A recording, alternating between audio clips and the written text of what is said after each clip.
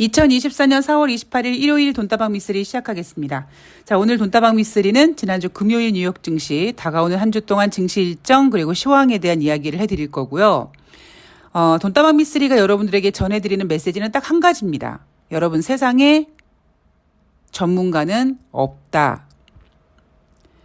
그래서 여러분들 스스로 지혜롭고 현명한 투자자가 돼야 되고, 그러기 위해서는 여러분들 스스로 공부하고 생각해야 된다.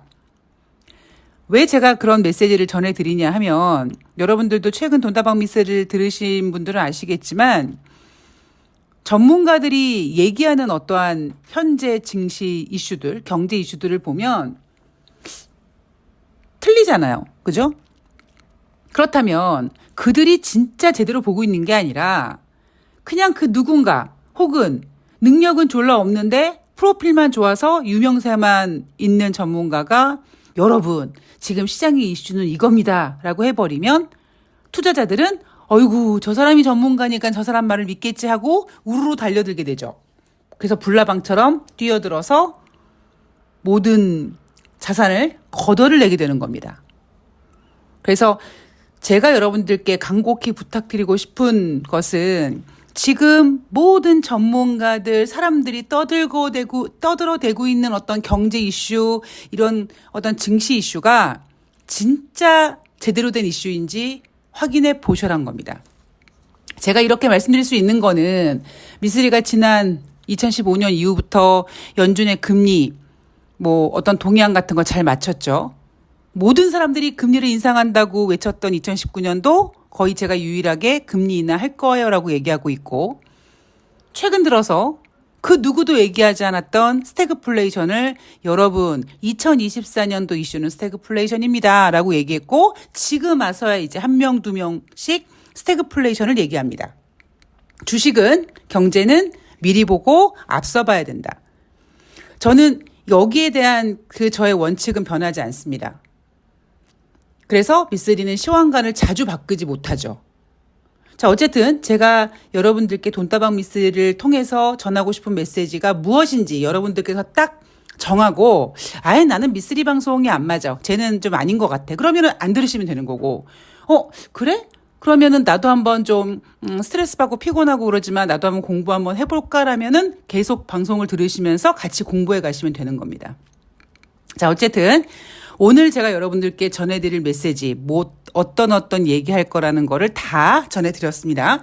자, 지금부터 내용을 좀 나가보면 4월 26일 금요일 뉴욕 증시 3대 지수 모두 상승 마감했습니다. 다우지수가 0.40, S&P 500이 1.02, 나스닥이 2.03% 상승했는데요. 전문가들은 나스닥이요 2% 넘게 상승했어요 라고 나스닥에 스포트라이트를 비칩니다. 그러면 되게 분위기가 좋아 보이죠. 지난주 워낙 많은 변동성을 보였고 많이 하락했었고 그런 힘들었던 4월을 보내는 이 시점에서 나스닥이 다시 이렇게 2%씩이나 막 올라가네? 그러한 뉴스는 투자자들로 하여금 이제 뭔가 시장이 안정이 되나 보다, 이제 시장이 다시 상승하려고 하나 보다라는 기대감을 품어주기에 충분합니다. 자, 견조한 인플레이션 지표에도 대형 기술 기업 호조로 상승했다라고 전문가들은 얘기하고 있고요. 자, 지난주 금요일날 발표된 경제지표, 바로 3월달 개인 소비 지출 가격 지수죠. 일단 근원, 개인 소비 지출 가격 지수 먼저 보도록 하겠습니다. 근원이라 하면 변동성이 큰 품목을 제외한 겁니다. 전월 대비 0.3% 상승, 시장 예상에 부합했다. 그리고 전년 동월 대비 시장 전망치는 2.7 상승이었는데 2.8이었습니다. 자, 그러면 여러분 이거를 어떻게 해석할까요? 코에 걸면 코골이, 귀에 걸면 귀걸이에요. 분명히 시장 예상치 2.7보다 높게 나왔습니다. 그게 0.1%든 0.01%든 어쨌든 예상치보다 높게 나왔습니다. 그리고 근원 말고 일반 개인 소비 지출 가격 지수 같은 경우에는 마찬가지로 전월 대비 0.3% 상승했고요. 이것도 시장 예상치에 부합했고, 전년 동월 대비는 시장 예상치는 2.6이었는데 발표된 성적표는 2.7이었다. 마찬가지로 근원 개인 소비 지출과 비슷한 모습을 보여줬죠. 정리를 좀 하면 근원이든 아니든 3월달 개인 소비 지출 가격 지수는 전월 대비 0.3% 상승하면서 시장의 예상치에 부합했고 전년 동월 대비는 예상보다 0.1% 상승했다. 그런데 이거를 어떻게 해석하냐면 전월 대비는 예상치에 부합했고 전년 동월 대비는 뭐 예상치보다 0.1% 상승하긴 했지만 엄청나게 뭐 튀어 오른 건 아니잖아. 그냥 예상치에서 조금만 올라간 거잖아. 이렇게 합리화를 합니다. 왜 그럴까요? 개인 소비 지출은 여러분 인플레이션 지표입니다. 지난 4월 중순에 발표한 3월달 소비자 물가 지표 높았죠. 최근 스태그플레이션 이야기가 나왔단 말이에요. 그러면 지금 미국은 금리를 인하할 수도 없고 인상할 수 없는 이런 상태인데 뭔가 하나는 지금 진정을 시켜야 돼요. 그랬을 때 지금 시장이 원하는 것은 금리 인하겠죠. 그러다 보니까 개인 소비 지출이 그냥 상승하긴 했는데 뭐 0.1% 정도 상승한 거지 뭐 인플레이션이 크게 상승한 것처럼 막 유별을 떨진 않았던 것 같아 라는 식으로 인플레이션을 누릅니다. 그런데 한편으로는요. 저는 이런 생각도 해봅니다. 개인 소비 지출은 여러분 개인들이 지갑을 열고 돈을 쓰는 거잖아요. 물론 인플레이션을 걱정하는 입장에서는 이게 둔화되는 것이 금리 인하 기대를 다시 키울 수 있는 부분일 수 있지만 다른 쪽으로 한번 생각해 보면 요거밖에 상승을 못했어? 미국 국민들이 이자 부담 같은 거 혹은 경기 둔화에 대한 부담감으로 돈을 안 쓰는구나라고도 생각할 수 있겠죠. 경제는요. 코에 걸면 코걸이, 귀에 걸면 귀걸이. 다시 말씀드리지만 경제, 주식은 이과가 아니라 문과고요. 문과 중에서도 경영이고 경제고 나발이고 심리입니다. 자, 4월 29일부터 5월 3일 다가오는 한 주 동안 우리가 체크해야 될 것들 후다닥 정리하고 제가 오늘 스태그플레이션에 대한 이야기를 조금 더 해드리려고 하는데 제가 오늘 오프닝에서 말씀드렸던 것처럼 앞으로 제가 이제 시황 공부를 하면서도 여러분들께 물론 우리 이거에 대한 고민해 봅시다. 이 이슈에 대해서 한번 얘기해 봅시다라는 어떤 스터디를 계속 하겠지만 제가 돈다방 미스를 통해서 여러분들께 전해드리고 싶은 내용은 딱 한 가지예요. 여러분, 모질이 전문가들 그리고 그 전문가들의 의견을 받아 쓰는 기자들이 내놓는 여러분들이 혹시 이 기사를 읽으면 이 자료를 읽으면 내가 조금 더 주식을 잘하지 않을까라고 하는 그런 내용들이 얼마나 편협하게 쓰여지는지를 여러분들께서 느끼셨으면 좋겠다는 겁니다.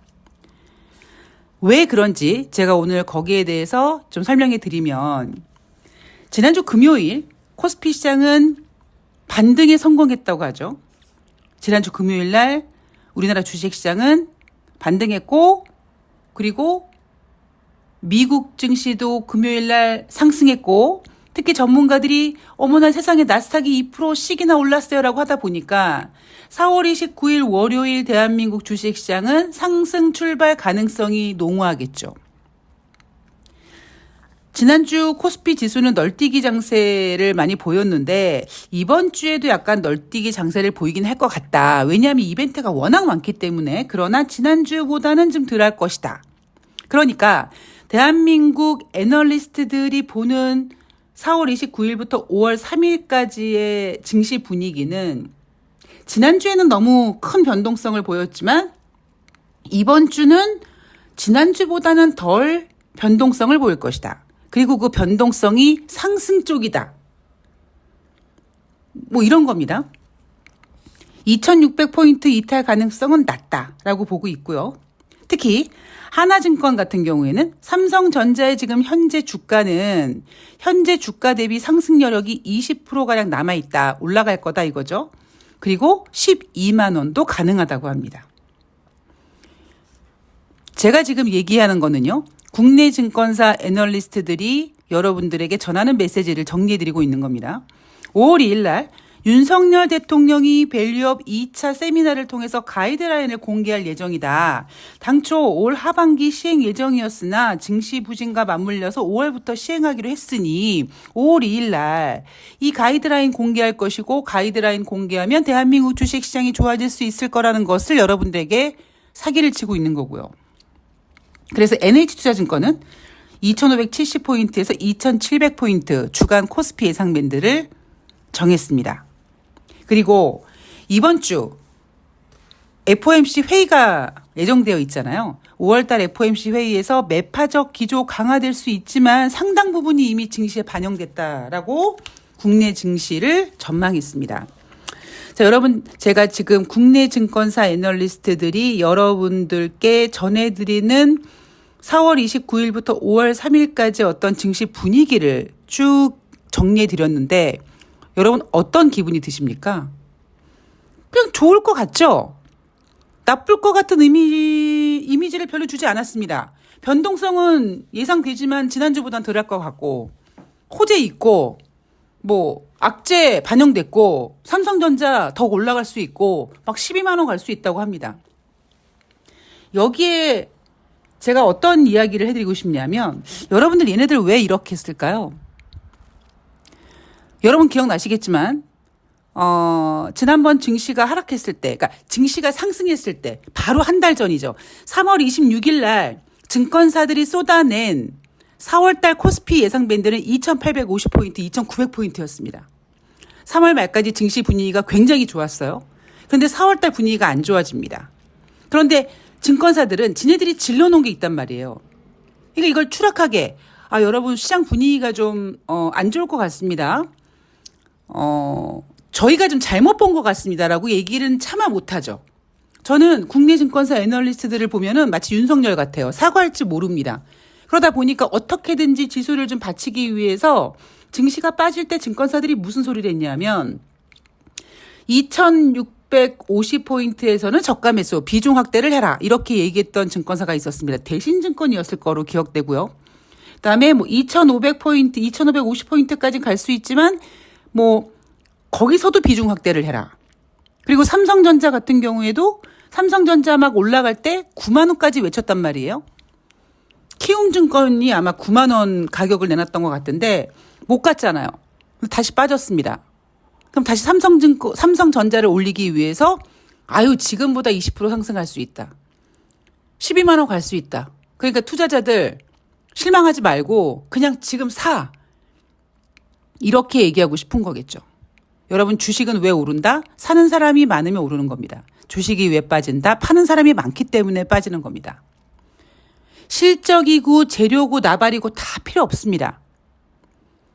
자, 그런데 국내 증시는 이렇게 너무 좋게 봤다가 4월 달에 부진한 상태에서 자기네들이 어떤 부분을 잘못 봤는지에 대한 이야기를 하지 않은 상태에서 다시 증시를 부양시키기 위해서 좋은 내용들로 막 뛰어났단 말이에요.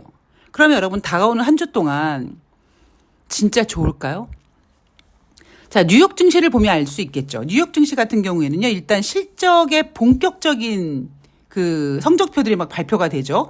일단 일정들을 먼저 체크해 보면 4월 29일 도미노 피자 실적 발표하고 4월 30일은 FOMC 1일차입니다. 그리고 4월 달 시카고 연방은행 PMI 지표 발표되고요. 4월 달 컨퍼런스 보드 소비자 신뢰 지수가 발표가 됩니다. 4월 달 컨퍼런스 소비자 신뢰 지수 잘 나올까요? 못 나올까요? 저는 못 나올 거라고 봅니다. 그리고 아마존이 실적 발표하고요. 5월 1일 같은 경우에는 국내 증시는 휴장이고 뉴욕 FOMC 회의는 2일차고요. 그리고 ADP 민간 고용 지표가 발표가 되고 S&P 글로벌 ISM에서 발표하는 4월달 제조 PMI 지표가 발표가 됩니다. 제가 이거를 빨리빨리 설명해 드리는 이유는 어차피 뉴욕 증시 확인하면서 그 경제 지표 성적표 보면 되는 거고 저는 그냥 일정을 일단 정해 드리는 거예요.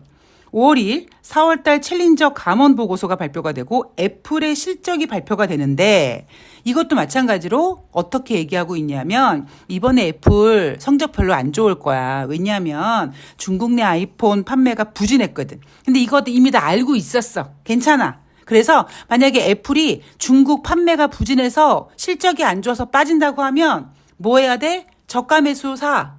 저가 매수로 살 수 있으니까 살 수 있을 때 사라고 얘기하는 겁니다. 그리고 5월 3일 날 4월달 고용 보고서가 발표가 되죠. 신규 고용 25만 명 예상됩니다. 3월 달에는 30만 3천 명이라고 예상했는데 3월보다는 좀 부진하게 보고 있고, 얘네들이 예전에 어땠습니까, 여러분? 잘 생각해 보세요. 미쓰리는 여러분 미국 경제는요 지금 좋지 않아요. 뭐 길게는 19개월, 뭐 짧게는 뭐 12개월 전부터 정점 찍고 우하향 곡선을 그리고 있어요라고 했을 때 미국이 얘기했던 건 고용이 좋다고 얘기했고, 그 고용을 미쓰리는 경제가 안 좋을 거라는 거를 느낀 인간들이 적극적으로 고용에 참여해서 그렇다라고 얘기를 했고, 또 하나 뭐냐면 여러분 그때 시장 전망치가 어땠습니까?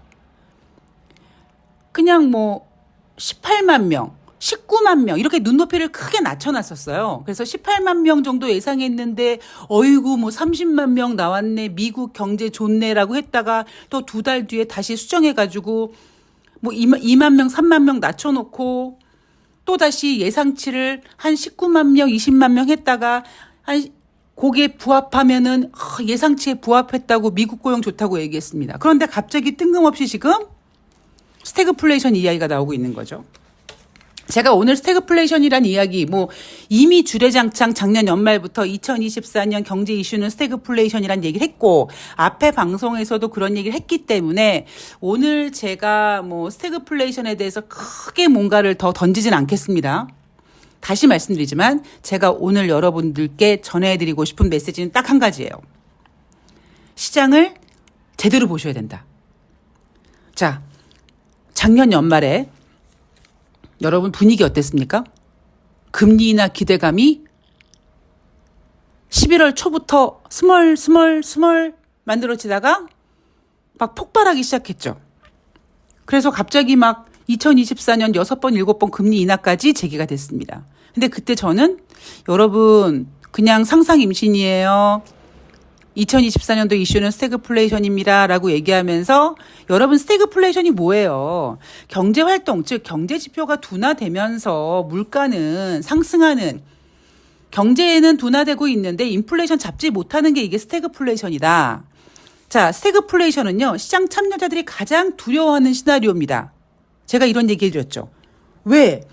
이제 연준이 금리를 인상할 수도 없고 인하할 수도 없거든요. 제가 그러면서 스태그플레이션을 이슈로 던져놨음에도 불구하고 3월달 금리 인하 가능성을 제시했던 이유는 뭐냐면, 오히려 그때 뉴욕 뱅코프 사태를 좀 확대시켜서 그냥 털고 갔으면 되는 건데, 올해 초까지 너무 미국은 인위적으로 마치 대한민국 윤석열 정권이 총선 앞두고 모든 문제점을 다 누르고 있었던 것처럼 미국도 그런 걸 누르려다 보니까 터뜨리지 못했습니다. 1월달 미국의 경제 성장률 속보치 1.6% 나왔는데 시장 예상치를 크게 하회했다고 하죠. 그리고 앞서서 말씀드렸던 것처럼 3월달 개인 소비 지출 뭐 반등폭이 크지 않았다. 반등폭이 크지 않았다고 하지만 어쨌든 전년 동월 대비 0.1% 상승했습니다. 그런데 여러분, 자 이제 잘 생각해 보세요.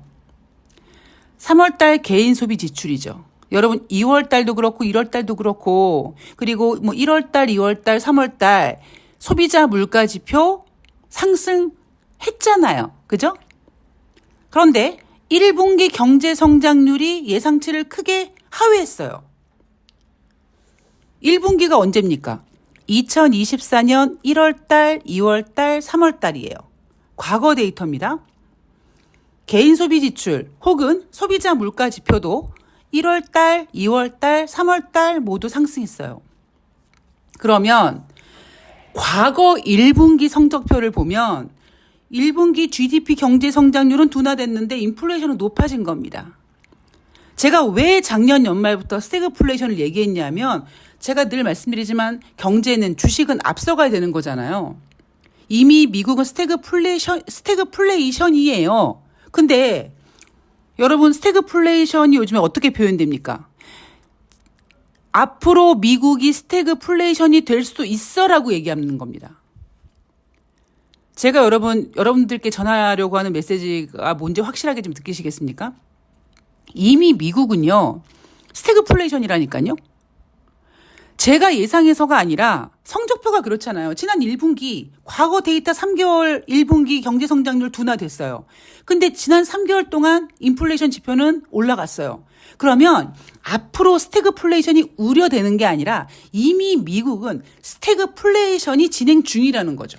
근데 전문가들은 스태그플레이션이 올 것이라고 얘기합니다.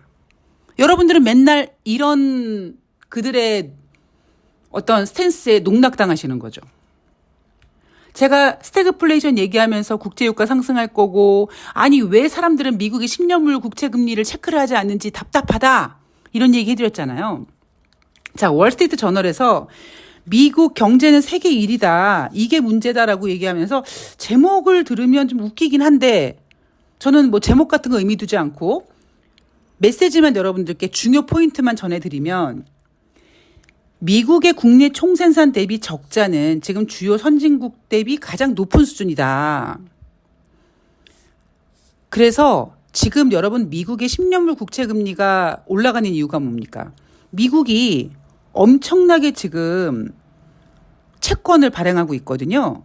그러니까 발행 비용 때문에 금리가 올라갈 수밖에 없고, 여기에다가 인플레이션 지표 올라가죠. 그리고 지정학적 갈등 또 하나 생겼죠. 그래서 이날 다이먼 JP모건 CEO가 국가 부채 증가, 인플레이션, 지정학적 갈등으로 스태그플레이션 발생이 가능하다라고 얘기한 거예요. 그러니까 발생이 가능한 게 아니라니까요. 그냥 객관적인 경제 지표를 봤을 때도 이미 미국은 스태그플레이션이 시작이 됐고 진행 중이라는 겁니다. 그런데 제가 여러분들한테 뭐라고 했습니까? 여러분, 미국은요, 졸라 자존심이 강한 나라고, 걔네들은 꼿꼿해. 걔네들은 윤석열 같아. 사과할 줄도 모르고 인정할 줄도 모르고 핑계를 댑니다. 그러니까 미국은 지금 금리 인하가 필요하거든요. 왜? 미국은 21세기 들어와서 가장 높은 수준의 모기지 금리, 이것 때문에 미국 국민들이 힘들어하고 있고, 국채 발행하다 보니까 금리 높아지고 있고, 그러다 보니까 경기 둔화가 지금 진행 중이니까 미국이 우리 미국이 지금 경제가 안 좋아서 금리를 인하해야겠어라고 하기엔 너무 자존심이 상하니까 제가 어떻게 할 거라고 했습니까? 핑계를 댈 거라고 했죠. 우리 미국은 너무 좋은데 저쪽 어딘가, 그게 뭐 지정학적 리스크든 아니면 중국이든 아니면 한국이든 글로벌 어느 곳에서 생길 수 있는 어떤 그 위기 같은 것들을 부각시켜서 우리 미국이 선제적 대응을 하기 위해서 금리를 인하해야 되겠다. 우리 미국은 괜찮아. 우리 미국 되게 좋은데, 저 갑자기 이스라엘과 이란이 한판 뜨고 저거 세계 경제 흔들 수 있을 것 같네? 세계 경제 흔들면 안 되는데 우리 미국이 그러면, 금리 인하해야겠다. 아니면 중국 경제? 이번 주에 애플이 실적 발표한다고 말씀드렸잖아요. 중국 판매 부진이 뭐겠습니까? 중국 경제가 안 좋으니까 아이폰이 안 팔릴 수도 있다는 거 아니겠습니까? 그러면 중국에서 아이폰이 안 팔리는 거 보니까 중국 경제가 안 좋네. 그럼 우리가 금리 인하해 줘야겠네. 이런 식으로 금리 인하 이슈를 끌어들일 겁니다. 그래서 월스트리트 저널에서 미국 경제는 세계 1위, 이게 문제다라고 하면서 메시지가 뭐냐면, 글로벌 금리에 대한 파급 효과는 금융 여건을 더욱 긴축시켜서 다른 국가들의 위험을 키울 것이다. 다른 국가들의 위험을 키울 거기 때문에 미국은 경제가 세계 1위지만 우리가 금리 인하를 해야 될 것 같다라는 메시지를 주고 있는 거예요. 자, 제가 오늘 좀 내용이 많아서 후다닥 빨리빨리 했는데 오늘은 여기까지 하고요. 조만간 만나뵐 라이브에서 스태그플레이션에 대해서, 그리고 미쓰리의 이렇게 멀리 보는, 그다음에 너무 자세히 보는, 정확하게 보는 이 시황 공부 같이 할 수 있는 시간을 조만간 빨리 만들도록 하겠습니다. 남은 휴일 잘 보내시고요. 저는 내일 일단 새날에서 뵙도록 하겠습니다. 내일 정변님 대타로 제가 월요일 나가니까 내일 새날에서 인사드릴게요. 고맙습니다.